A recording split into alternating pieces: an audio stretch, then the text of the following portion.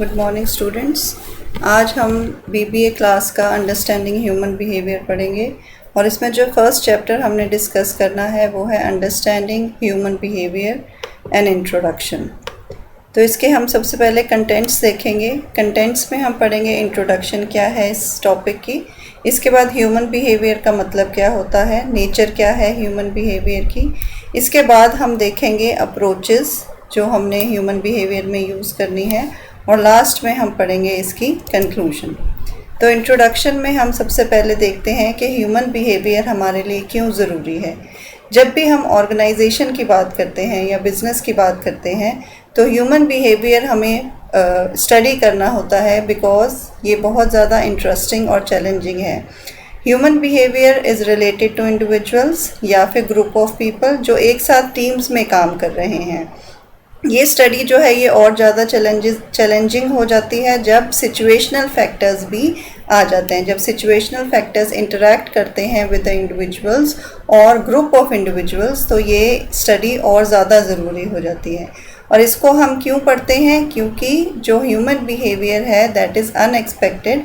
आप एक्सपेक्ट नहीं कर सकते कि एक पर्टिकुलर ह्यूमन बीइंग किस तरह से एक सिचुएशन में रिएक्ट करेगा। तो जब हम इसको स्टडी करेंगे तो हमें ये पता चलेगा कि हम किस तरह से प्रेडिक्ट करते हैं एक इंडिविजुअल का बिहेवियर ऑर्गेनाइजेशन में।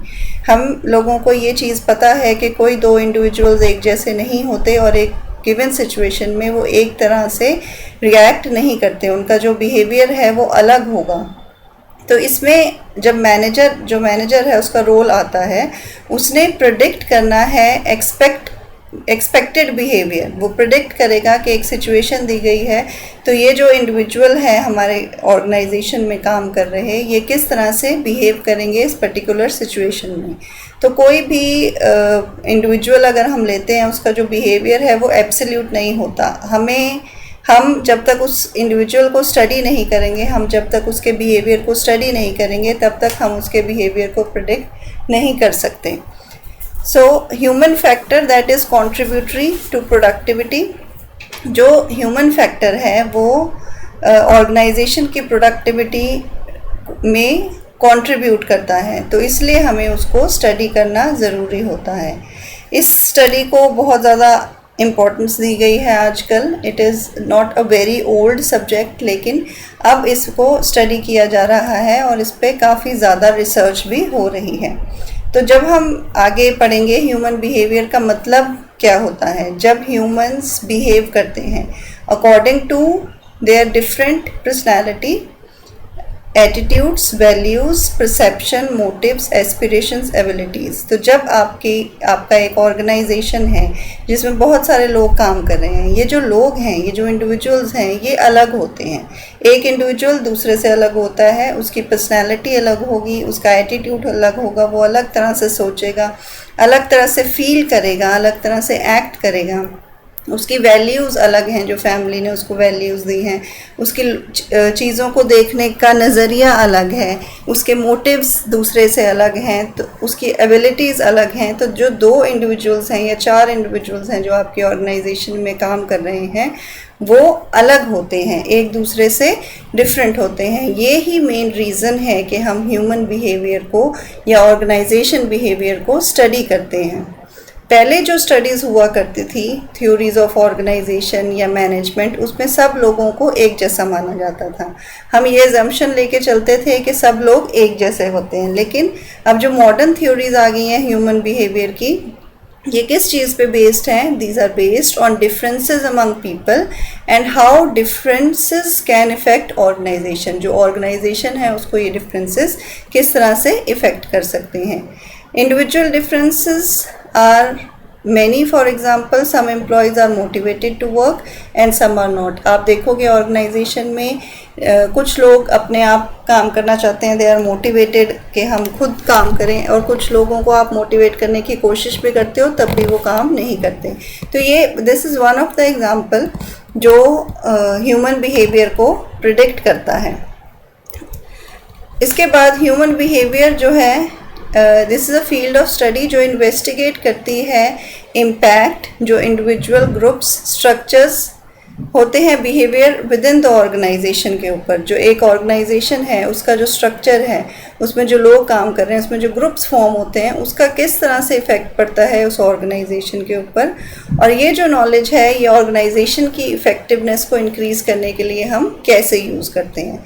तो जब भी हम ऑर्गेनाइजेशन बिहेवियर या ह्यूमन बिहेवियर इन ऑर्गेनाइजेशन पढ़ेंगे तो 3 मेन फैक्टर्स उसमें काम करते हैं। सबसे पहला है पीपल, ह्यूमन बींग्स। हम ये मान के चलते हैं कि जो ह्यूमन बींग्स हैं they are the most important asset of any organisation. तो उनको हमने स्टडी करना है कि वो किस तरह के हैं, उनकी पर्सनैलिटी कैसी है, उनकी वैल्यूज़ कैसी हैं। सेकेंड जो चीज़ हम इसमें स्टडी करेंगे वो हम स्टडी करेंगे जो ऑर्गेनाइजेशन का स्ट्रक्चर है, किस तरह से वो इफ़ेक्ट कर रहा है इंडिविजुअल्स के बिहेवियर को, या किस तरह से वो इफ़ेक्ट कर रहा है ऑर्गेनाइजेशन की इफ़ेक्टिवनेस को। इसी तरह से थर्ड जो चीज़ हम स्टडी करेंगे इसमें वो है टेक्नोलॉजी, कि टेक्नोलॉजी किस तरह से इफ़ेक्ट कर रही है ह्यूमन बिहेवियर को और ऑर्गेनाइजेशन की इफ़ेक्टिवनेस को। तो जब हम ह्यूमन बिहेवियर पढ़ते हैं तो सिर्फ ह्यूमन बिहेवियर एक सब्जेक्ट नहीं है, ये बनाया गया है with a combination of many subjects. तो आप देखिए कौन कौन सी साइंसेस, कौन कौन सी बिहेवियरल साइंसेस जो हैं वो इसमें कंट्रीब्यूट करती हैं। सबसे पहले कंट्रीब्यूट करती है psychology, then social psychology, then sociology, then anthropology. ये 4 जो बिहेवियरल साइंसेस हैं ये कंट्रीब्यूट कर रही हैं। कैसे कंट्रीब्यूट कर रही हैं? साइकोलॉजी की हेल्प से हम देखते हैं कि हाउ पीपल आर लर्निंग कैसे होती है, उनकी मोटिवेशन कैसे होती है, उनकी पर्सनैलिटी को हम कैसे स्टडी करेंगे, उनके इमोशंस को किस तरह से स्टडी करेंगे, परसेप्शन हम कैसे देखेंगे, उनकी ट्रेनिंग हमने किस तरह से देनी है, लीडरशिप इफ़ेक्टिवनेस को कैसे हमने इंक्रीज़ करना है, जॉब सेटिस्फेक्शन कैसे इंक्रीज़ करनी है, इंडिविजुअल डिसीजन मेकिंग किन फैक्टर्स पे बेस्ड होता है, परफॉर्मेंस अप्रेजल कैसे कर सकते हैं हम, एटीट्यूड मेजरमेंट किस तरह से होगा, एम्प्लॉय सिलेक्शन में भी ये हेल्प करता है, वर्क डिज़ाइन या वर्क स्ट्रेस जो है, ये सारी चीज़ें जो हैं हम स्टडी करते हैं with the help of psychology, और ये इंडिविजुअल्स की स्टडी होती हैं। देन सोशल साइकोलॉजी आता है। सोशल साइकोलॉजी में हम ग्रुप को स्टडी करेंगे, जैसे बिहेवियरल चेंज। अगर सोसाइटी में या सोशल चेंजेस आते हैं तो इंडिविजुअल के या ग्रुप्स के बिहेवियरल चेंज किस तरह से आते हैं। एटीट्यूड चेंज, कम्युनिकेशन, आपस में कम्युनिकेशन किस तरह का हो रहा है, group processes, group decision making, communication, power, conflict, inter group behaviour, ये सारी चीज़ें हम सोशल साइकोलॉजी के थ्रू पढ़ते हैं, जिससे हमें ये पता चलता है कि जब लोग ग्रुप में काम कर रहे हैं तो उनके बिहेवियर में किस तरह का चेंज आ रहा है। इसके बाद हम पढ़ते हैं सोशियोलॉजी। सोशियोलॉजी में formal organisation theory, organisational technology, organisational change, organisational culture, ये ग्रुप्स को और ऑर्गेनाइजेशन के सिस्टम को स्टडी करती हैं चीज़ें जो हमने सोशियोलॉजी सब्जेक्ट से ली हुई हैं। इसके बाद हम पढ़ते हैं एंथ्रोपोलॉजी। एंथ्रोपोलॉजी में हम कंपैरेटिव वैल्यूज़ देखते हैं, एक पर्सन को कंपेयर करते हैं दूसरे पर्सन से, या एक ग्रुप को कंपेयर करते हैं दूसरे ग्रुप से, या एक ऑर्गेनाइजेशन सिस्टम को हम दूसरे ऑर्गेनाइजेशन सिस्टम से कंपेयर करते हैं। इसी तरह से comparing attitudes, cross cultural analysis, organisational culture, organisational environment, power, ये सारी चीज़ें हमने एंथ्रोपोलॉजी से ली हैं। तो जब इन सब चीज़ों को हम मिक्स करते हैं, इनको मिलाते हैं, we study individual, we study group, we study organisation system. तो इन सब को मिला के हमारा जो ये सब्जेक्ट है ऑर्गेनाइजेशन बिहेवियर का या फिर ह्यूमन बिहेवियर इन ऑर्गेनाइजेशन, ये हमने बनाया है। तो it is not a single subject, various subject से हमने इसमें अलग अलग चीज़ें ली हैं और उसको हमने डेवलप किया है। तो what is the basic model जो हम यूज़ करते हैं? पहले हम इनपुट्स डालेंगे, उसमें प्रोसेसेस होंगी और फिर उसकी आउटकम्स आएंगी। तो इनपुट्स में हमारा क्या आता है, इंडिविजुअल लेवल पे, जैसे अभी हमने पीछे भी डिस्कस किया कि इसको 3 लेवल्स में हम पढ़ेंगे, individual level, group level and organisation level. तो इंडिविजुअल लेवल्स में इनपुट क्या है, डाइवर्सिटी, पर्सनालिटी, वैल्यू, मतलब इंडिविजुअल्स जो हैं वो अलग अलग हैं, डाइवर्स हैं, पर्सनालिटी उनकी अलग अलग है, उनकी वैल्यूज़ अलग अलग हैं। ग्रुप लेवल पे हम क्या स्टडी करेंगे, group structure, group roles, team responsibilities, और ऑर्गेनाइजेशन लेवल पे हम डिस्कस करेंगे ऑर्गेनाइजेशन का स्ट्रक्चर और ऑर्गेनाइजेशन का कल्चर। तो ये हमारे इनपुट्स हैं। जब हम इनको प्रोसेस करते हैं, हम इंडिविजुअल लेवल पे इंडिविजुअल्स को प्रोसेस करते हैं, उनके इमोशंस और मूड्स, क्योंकि वो अलग अलग होते हैं, वो किस तरह से उनको हम मोटिवेट कर सकते हैं, उनकी परसेप्शन किस तरह की होती है, डिसीजन मेकिंग कैसी है, ये सारी चीज़ें हम स्टडी करते हैं। दिस इज़ द प्रोसेस जिसके थ्रू हमने ऑर्गेनाइजेशन बिहेवियर को या ह्यूमन बिहेवियर को स्टडी करना है। ग्रुप लेवल पे हम क्या क्या चीज़ें डिस्कस करेंगे, क्या क्या चीज़ें स्टडी करेंगे, वो है communication, leadership, power and politics, conflict and negotiation. Organisation level पे हम क्या क्या चीज़ें डिस्कस करेंगे, ह्यूमन रिसोर्सेज मैनेजमेंट, जो HR मैनेजमेंट या HRM जिसको हम बोलते हैं, कि जो सारे ह्यूमन रिसोर्स हमारी ऑर्गेनाइजेशन में काम करें, इसको हम किस तरह से मैनेज करेंगे, एंड चेंज प्रैक्टिसेस। तो जब हम इनपुट्स और प्रोसेसेस को यूज़ कर लेते हैं तो हमारी आउटकम्स क्या आती हैं, इंडिविजुअल लेवल पे हमारी आउटकम आएगी। हमें पता लगेगा कि लोगों का एटीट्यूड किस तरह का है और किन चीज़ों से वो अंडर स्ट्रेस आ जाते हैं, उनकी टास्क परफॉर्मेंस किस तरह की है, सिटीजनशिप बिहेवियर किस तरह का है, जब वो ऑर्गेनाइजेशन में है तो उनका बिहेवियर कैसा है, या विड्रॉल बिहेवियर, जब उनको ऐसा लगने लगता है कि वो ऑर्गेनाइजेशन का पार्ट नहीं है तो दे स्टार्ट विड्रॉइंग देमसेल्फ। तो अगर कोई इस तरह की सिचुएशन आ रही है तो विड्रॉल बिहेवियर किस तरह से है इंडिविजुअल्स का।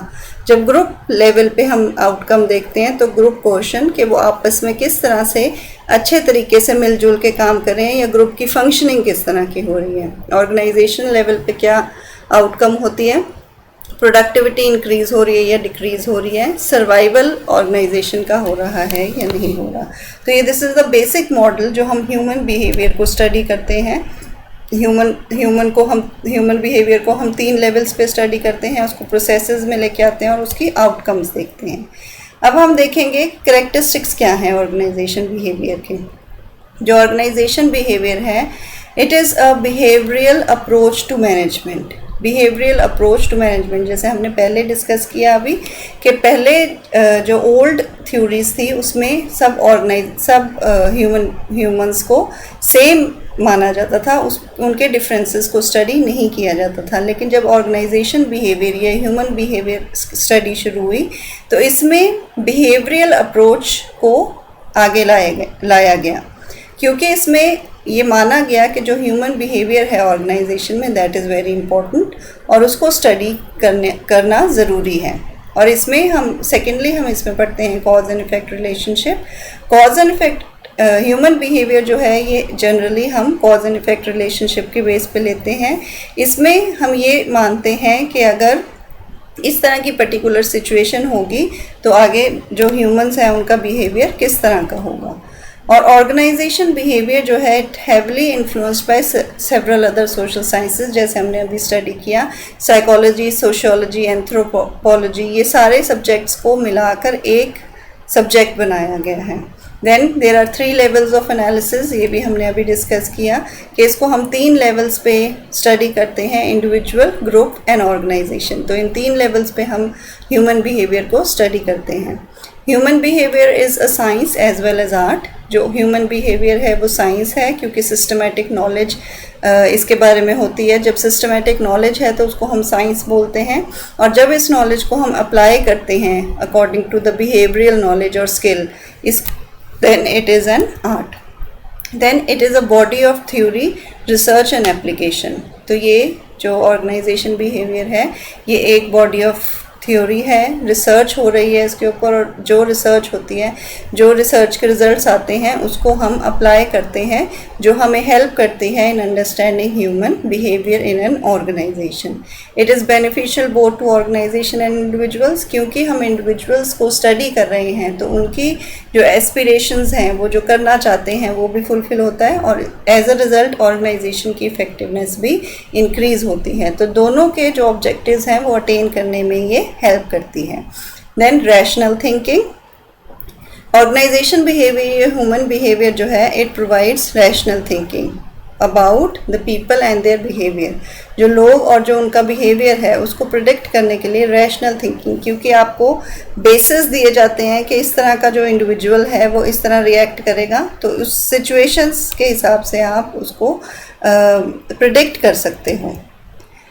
Then it is a separate field of study and not a discipline only, क्योंकि इस पे हम रिसर्च कर रहे हैं और इसको हम अप्लाई कर रहे हैं, तो इसको हम एक सेपरेट फील्ड ऑफ स्टडी मानते हैं, not only a discipline. And interdisciplinary approach, ये भी हमने अभी पढ़ लिया कि it has taken various things from various subjects, तो psychology, sociology, anthropology, social psychology, ये सारे सब्जेक्ट्स के बीच में से आपने जो चीज़ें हैं वो ली हैं। It is not only one subject, it is interdisciplinary. Then it is an applied science. Applied science कैसे है कि आपको बेसिक नॉलेज थ्रू प्रिंसिपल्स मिल जाती है और उसके बाद उसको जब तक आप अप्लाई नहीं करोगे तब तक इसका कोई फ़ायदा नहीं है, तो इसको हम अप्लाइड साइंस मानते हैं। Then it is a normative science. Positive science क्या करती है? It discusses only cause and effect relationship, लेकिन जो ऑर्गेनाइजेशन बिहेवियर है it prescribes how the findings of applied researchers can be applied on socially accepted organisational goals. तो हम किस तरह से उसको अप्लाई कर सकते हैं? तो ऑर्गेनाइजेशन बिहेवियर जो है it deals with what is accepted by individuals and society engaged in an organisation. तो एक पर्टिकुलर ऑर्गेनाइजेशन में क्या चीज़ें इंडिविजुअल्स और सोसाइटी के थ्रू एक्सेप्टेड है, ये सारी चीज़ें इसमें होती हैं, तो इसको हम नॉर्मेटिव साइंस बोलते हैं। Then it is an humanistic and optimistic approach. ये भी हमने अभी डिस्कस किया कि इससे पहले जो मैनेजमेंट था दैट वाज नॉट ह्यूमनिस्टिक, उसमें ह्यूमंस को इंक्लूड नहीं किया जा रहा था, उसमें मैनेजमेंट प्रोसेसेस तो लिए जा रहे थे लेकिन ह्यूमंस अप्रोच या ऑप्टिमिस्टिक अप्रोच को यूज़ नहीं किया जा रहा था। Then this is a total system approach, सारे सब्जेक्ट्स को साथ में लेके इसको बनाया गया है, तो एक टोटल सिस्टम है ये जिसमें इसको इंक्लूड किया गया है। अब ये हमें पता चल गया कि ऑर्गेनाइजेशन बिहेवियर या ह्यूमन बिहेवियर क्या चीज़ है, लेकिन हमें इसको पढ़ने की ज़रूरत क्यों होती है? Why do we study human behaviour? सबसे पहले हमें ये पता करना है कि why people behave in a particular way. कोई जो लोग आपके ऑर्गेनाइजेशन में काम कर रहे हैं वो इस तरह से क्यों बिहेव करते हैं, एक जो पर्टिकुलर वे है वो क्यों उस तरह से बिहेव करते हैं। Then why one person is more effective than other, कोई एक पर्सन दूसरे पर्सन से इफ़ेक्टिव क्यों ज़्यादा होता है, एक ग्रुप दूसरे ग्रुप से इफ़ेक्टिव ज़्यादा क्यों होता है।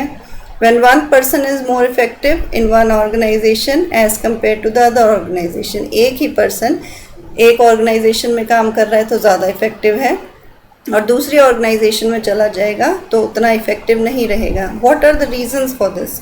ये चीज़ें जब हमने पढ़नी हैं हम ह्यूमन बिहेवियर के थ्रू पढ़ेंगे। तो the study of above things give sound knowledge about human behaviour and this knowledge can be applied in shaping the behaviour and taking various decisions related to policy making in human resource management. तो ये सारे जो decisions हैं, जब आपको reasons पता चलेंगे कि ऐसा क्यों होता है, बिहेवियर क्यों चेंज होता है ऑर्गेनाइजेशन में ह्यूमन बींग्स का, तो उससे आपको हेल्प मिलेगी पॉलिसी मेकिंग के लिए।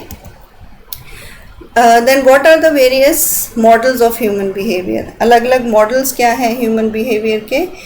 4 मॉडल्स हैं। सबसे पहले है ऑटोक्रेटिक मॉडल। ऑटोक्रेटिक मॉडल में इज़ पावर बेस्ड मॉडल। इसमें क्या है, जो सुपीरियर्स हैं वो उनके पास ज़्यादा पावर होती है, स्ट्रेंथ होती है एंड अ फॉर्मल अथॉरिटी होती है। तो यहाँ इन और कई ऑर्गेनाइजेशंस में ऑटोक्रेटिक मॉडल को यूज़ किया जाता है जिसमें मैनेजर्स या ओनर्स जो हैं वो टास्क्स बनाते हैं अपनी ऑर्गेनाइजेशन के लिए और लोअर लेवल एम्प्लॉयज़ को वो बता देते हैं कि आपने इस तरह का टास्क करना है, और लोअर लेवल एम्प्लॉयज़ के पास इतनी अथॉरिटी नहीं है कि वो कंट्रोल कर सकें ऑर्गेनाइजेशंस को। तो जिन ऑर्गेनाइजेशंस में इस तरह का मॉडल यूज़ होता है वहाँ पे इनिशिएटिव की कमी होती है, जॉब सेटिस्फेक्शन की भी कमी होती है और जो लोग हैं वो उतने ज़्यादा मोटिवेटेड नहीं होते नए काम करने के लिए। तो वहाँ कुछ ऑर्गेनाइजेशन में ऑटोक्रेटिक मॉडल को यूज़ करते हैं। सेकेंड तरह का जो मॉडल यूज़ करते हैं ऑर्गेनाइजेशन में वो है कस्टोडियल मॉडल। कस्टोडियल मॉडल जो है it is based around the concept of providing economic security for employees. तो इकोनॉमिक सिक्योरिटी में क्या है, इंसेंटिव्स दिए जाएंगे उनको उनके लिए क्रिएट करने के लिए एम्प्लॉई लॉयल्टी या फिर मोटिवेशन। तो यहाँ पर इंसेंटिव्स के थ्रू उनको मोटिवेट किया जाता है ताकि वो काम करें। थर्ड टाइप ऑफ मॉडल आता है supportive model. Supportive model is different from the above two. इसमें क्या है कि मोटिवेशन किस तरह से होती है, जब जो ओनर्स हैं और जो वर्कर्स हैं वो एक दूसरे की सपोर्ट से काम करते हैं, एक दूसरे के साथ मिल के काम करते हैं। तो वहाँ पे जब मोटिवेशन थ्रू सपोर्ट होती है तो उसको हम सपोर्टिव मॉडल बोलते हैं। Last is collegial model. Collegial model is based around team work, everybody working as colleagues. तो इसमें सीनियर या जूनियर या सुपीरियर सबॉर्डिनेट ये चीज़ें नहीं मानी जाती। सब लोग जब टीम की तरह काम करते हैं तो उन ऑर्गेनाइजेशंस में कहा जाता है कि कॉलेजियल मॉडल को यूज़ किया जा रहा है। नाउ ह्यूमन बिहेवियर के प्रिंसिपल्स क्या हैं। ह्यूमन बिहेवियर जो है वो दो चीज़ों पे बेस्ड है, nature of people and nature of organisation. तो नेचर ऑफ पीपल हम स्टडी करेंगे इसमें और नेचर ऑफ ऑर्गेनाइजेशन को भी हम स्टडी करेंगे। नेचर ऑफ पीपल में हम क्या पढ़ते हैं कि क्यों लोग अलग अलग होते हैं। इंडिविजुअल डिफरेंसेस होते हैं, हेरिडिटरी फैक्टर्स हो सकते हैं, सिचुएशनल फैक्टर्स हो सकते हैं, फैमिली फैक्टर्स हो सकते हैं। तो जिनकी वजह से जो लोग हैं वो एक दूसरे से अलग अलग होते हैं। दो लोग, दो फ्रेंड्स, दो भाई बहन, ये सब एक दूसरे से अलग होते हैं, दे आर नॉट सेम। इसलिए हमें नेचर ऑफ पीपल स्टडी करने की ज़रूरत होती है। देन होल पर्सन, हमने जब ऑर्गेनाइजेशन में किसी का बिहेवियर स्टडी करना है तो हमने उसको एज अ होल स्टडी करना है, person as a whole. That means कि उसकी जो फीलिंग्स हैं, जो उसके इमोशंस हैं, जो उसके फैमिली बैकग्राउंड है, जो उसके स्किल्स हैं, जो उसके इंटेलिजेंस है, इंटेलेक्चुअल लेवल है, वो सारी चीज़ें हमने उसकी स्टडी करनी है। थर्ड नेचर ऑफ पीपल में जो थर्ड फैक्टर हम पढ़ते हैं वो है caused behaviour. Caused behaviour is कि अगर कोई इस तरह की सिचुएशन है जिसकी वजह से उसका बिहेवियर चेंज होता है, there is a reason behind every behaviour. तो वो रीज़न भी हमने स्टडी करना है कि why a particular person is behaving like he is behaving. Then fourth factor is human dignity. Human dignity is self respect, कि पर्सन सेल्फ रिस्पेक्ट को कितनी इम्पोर्टेंस देता है, उसके थ्रू हमने उसको स्टडी करना है। सेकेंड चीज़ जो हमने इसमें स्टडी करनी है वो है नेचर ऑफ ऑर्गेनाइजेशन। तो नेचर ऑफ ऑर्गेनाइजेशन के दो एस्पेक्ट्स हम स्टडी करते हैं, social system and mutual interest. Social system उस पर्टिकुलर ऑर्गेनाइजेशन का किस तरह का है, कौन सा मॉडल वो ऑर्गेनाइजेशन यूज़ कर रही है। जो 4 मॉडल्स हमने किए उसमें से कौन सा मॉडल यूज़ कर रही है। जो भी मॉडल वो यूज़ कर रहे होंगे, सपोज ऑटोक्रेटिक मॉडल यूज़ कर रहे हैं तो वहाँ पर बिहेवियर लोगों का अलग होगा। अगर सपोर्टिव मॉडल यूज़ हो रहा है तो वहाँ पर बिहेवियर अलग होगा। तो किस तरह का मॉडल यूज़ हो रहा है या किस तरह का सिस्टम यूज़ कर रही है ऑर्गेनाइजेशन, सोशल सिस्टम किस तरह का है उस ऑर्गेनाइजेशन में, कॉन्फ्लिक्ट्स को किस तरह से हैंडल किया जाता है, या फिर एम्प्लॉयज़ की पार्टिसिपेशन है या नहीं, या फिर जो एम्प्लॉयज़ हैं उनको इनिशिएटिव लेने के लिए इनकरेज किया जाता है या नहीं किया जाता, इंसेंटिव्स कितने दिए जाते हैं। ये जो सारी चीज़ें हैं ये सोशल सिस्टम में आती हैं, जिस पे डिपेंड करता है कि जो ह्यूमन बीइंग्स उस ऑर्गेनाइजेशन में काम कर रहे हैं वो किस तरीके से बिहेव करेंगे। इसी तरह से सेकंड एस्पेक्ट जो हम इसमें लेते हैं वो है mutual interest. Mutual interest means कि ऑर्गेनाइजेशन का भी इंटरेस्ट फुलफिल हो और एम्प्लॉयज़ का भी इंटरेस्ट फुलफिल हो। एम्प्लॉयज़ का इंटरेस्ट क्या हो सकता है, कुछ लोगों का जो इंटरेस्ट है वो फाइनेंशियल बेनिफिट में हो सकता है, कुछ लोग सेल्फ एस्टीम को हाई रख सकते हैं, कुछ लोग प्रमोशन के लिए काम कर रहे होते हैं, तो उनका इंटरेस्ट किस तरह से फुलफ़िल करना है। और ऑर्गेनाइजेशन का इंटरेस्ट क्या हो सकता है, ऑर्गेनाइजेशन की इफ़ेक्टिवनेस इंक्रीज़ करना, ऑर्गेनाइजेशन की प्रोडक्टिविटी इंक्रीज़ करना, या फिर ऑर्गेनाइजेशन के प्रॉफिट्स इंक्रीज़ करना। तो ये कुछ इंटरेस्ट हैं जो ऑर्गेनाइजेशन के या इंडिविजुअल्स के हो सकते हैं। जब हम ह्यूमन बिहेवियर को स्टडी करते हैं तो हम म्यूचुअल इंटरेस्ट की बात करते हैं कि दोनों पार्टीज़ को एडवांटेज हो, दोनों पार्टीज़ को फ़ायदा हो इस चीज़ का। जब हम इतना ह्यूमन बिहेवियर को स्टडी करेंगे और उनके हिसाब से, ह्यूमंस के हिसाब से हम काम करेंगे तो दोनों पार्टीज़ जो हैं उनका इंटरेस्ट फुलफ़िल होगा और वो म्यूचुअल इंटरेस्ट पे काम करेंगे। Then what are the determinants, जिसे हमें इंडिविजुअल बिहेवियर का पता चलता है, क्यों एक पर्सन दूसरे पर्सन से अलग होता है। It can be the abilities, एक पर्सन की एबिलिटी दूसरे पर्सन से अलग है इसलिए वो अलग अलग है। जेंडर आ सकता है, males are different from females. Race and culture हो सकता है, एक कल्चर के लोग दूसरे कल्चर के लोगों से अलग होते हैं। एट्रीब्यूशन हो सकता है, उनकी परसेप्शन हो सकती है, उनका एटीट्यूड हो सकता है। तो ये सारे फैक्टर्स हो सकते हैं जिसकी वजह से एक इंडिविजुअल दूसरे इंडिविजुअल से अलग होता है। नाउ इट इज़ क्लियर कि जब हम ह्यूमन बिहेवियर को स्टडी करेंगे फॉर ऑर्गेनाइजेशन, मैनेजर्स की जो इफ़ेक्टिवनेस है वो इंक्रीज़ हो जाएगी। मैनेजर्स की इफ़ेक्टिवनेस इंक्रीज़ होने का मतलब है कि जो इंडिविजुअल्स उसके अंडर काम कर रहे हैं उनकी इफ़ेक्टिवनेस भी इंक्रीज़ होगी। और right application of skills can do wonders both for organisation and individuals.